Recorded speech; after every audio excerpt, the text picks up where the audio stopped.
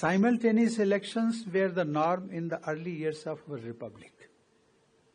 As you must be aware, elections to the Lok Sabha and the state assemblies were synchronized during the first 4 electoral cycles. Simultaneous elections were held in 1952, 1957, 1962, and finally 1967.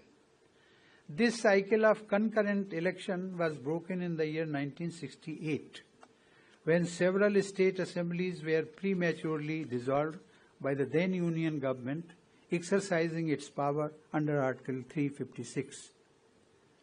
Thereafter, over the years, the electoral cycle got further disrupted, partially because of the indiscriminate use of emergency provisions under Article 356, and partially because of the inability of the various central and state governments to complete full terms due to loss of majority support. This is how we have arrived at the concurrent predicament, where our polity is in a perpetual election mode. Some sections of society have termed simultaneous elections undemocratic and unconstitutional. It is hard to miss the irony when we look into the genesis of the disruption of electoral cycles. Ladies and gentlemen, where the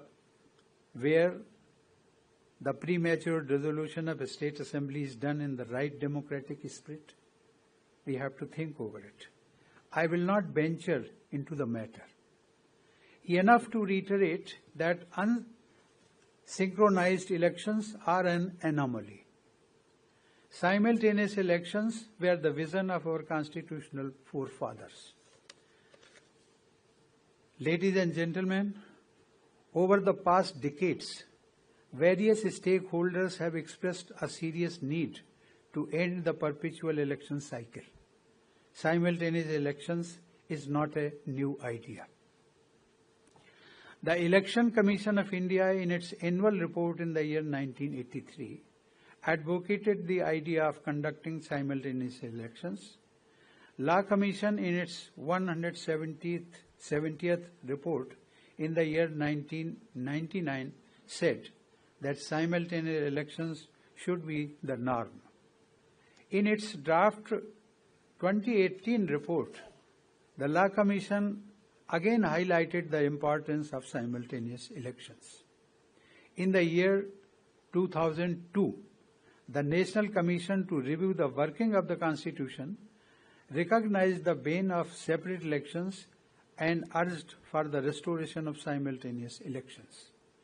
In 2015, the departmentally related Parliamentary Standing Committee on Personal, Public Grievance, Law and Justice conducted a thorough study of the issues involved in holding elections.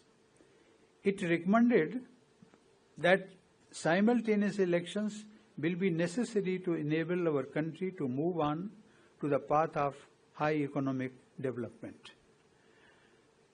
Further, Niti Aayog also has analyzed the prospect of holding concurrent elections in the working paper released in 2017.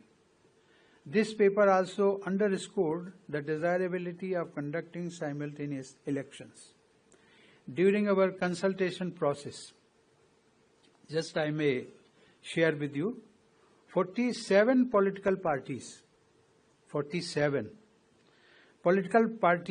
presented their views to the committee.